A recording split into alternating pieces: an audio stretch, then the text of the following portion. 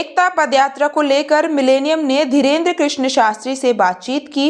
इस दौरान उन्होंने बताया कि हम हिंदू राष्ट्र बनाने के लिए ये यात्रा निकाल रहे हैं और ये मेरी दूसरी यात्रा है। इस यात्रा का एक ही संकल्प है, भारत को हिंदू राष्ट्र बनाना। हिंदू राष्ट्र बनाने के लिए हमें कोई सरकार की तरफ से हिंदू राष्ट्र की घोषणा नहीं चाहिए। हिंदू राष्ट्र बनाने के लिए हम हिंदुओं को जागृत करना चाहते हैं। हम चाहते हैं कि वो अपनी संस्कृति परंपरा को, सनातन धर्म को समझें, ज़्यादा से ज़्यादा उसमें सम्मिलित हों, अपने परिवार की संख्या बढ़ाएं, एक बच्चे पर ना रुकें ताकि हिंदुओं की जनसंख्या बढ़ती रहे, हिंदू राष्ट्र की तरफ भारत अग्रसर हो जाए। धीरेन्द्र कृष्ण शास्त्री ने कहा, गौ हत्या रुकनी चाहिए। गाय हमारी माता है, वो सनातन धर्म की पहचान है, हिंदुओं का गौरव है। ऐसे में गौ हत्या होती रहेगी तो ये हमारे लिए शर्म की बात है। यह यात्रा गौकशी रोकने के लिए भी है, यमुना और गंगा की साफ सफाई के लिए है। यमुना और गंगा हमारे सनातन धर्म की पहचान है। एकता यात्रा शुक्रवार को दिल्ली के छतरपुर से शुरू हुई थी। मथुरा होते हुए ये यात्रा 16 नवंबर को वृंदावन पहुंचेगी, जहां पर बांके बिहारी का दर्शन कर यात्रा का समापन होगा। इस पूरे यात्रा के पीछे हिंदू को जगाने का संकल्प है। धीरेन्द्र शास्त्री ने कहा कि पूरे विश्व में कई घोषित मुस्लिम देश हैं, जहां पर मुसलमान की संख्या बहुत आयत है। आप देख लीजिए वहां पर हिंदुओं की क्या स्थिति है।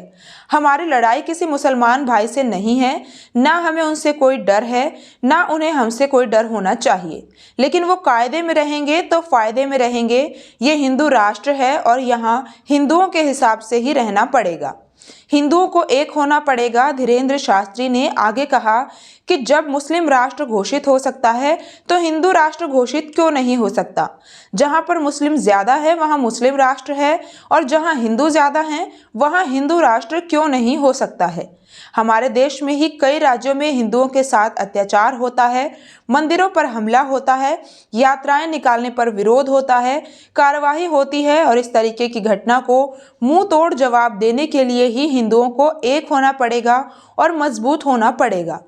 धीरेन्द्र शास्त्री ने कहा, हमारी ये यात्रा किसी को डराने के लिए नहीं है, शक्ति प्रदर्शन के लिए नहीं है, सिर्फ हिंदू एकता के लिए है, हिंदू राष्ट्र के लिए है, गौ माता की रक्षा के लिए है, यमुना गंगा की सफाई के लिए है और सनातन परंपरा को बचाने और हिंदुओं को जगाने के लिए है।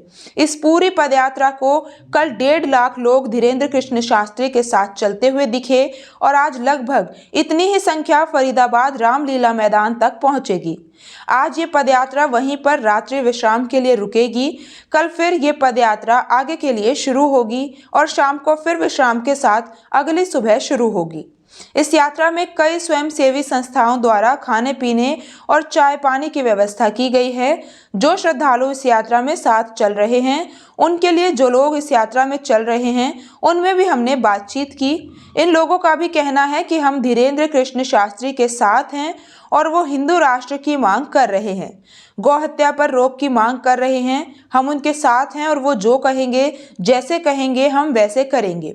इस यात्रा में चल रहे दिल्ली से हैं, उत्तर प्रदेश से हैं, मध्य प्रदेश से हैं, राजस्थान से हैं और भी कई जगहों से यहाँ पहुँचे हैं। महिलाएं, बच्चे, नौजवान, बूढ़े सभी अच्छी खासी संख्या में पदयात्रा में चल रहे हैं और श्रद्धालु बने हुए हैं।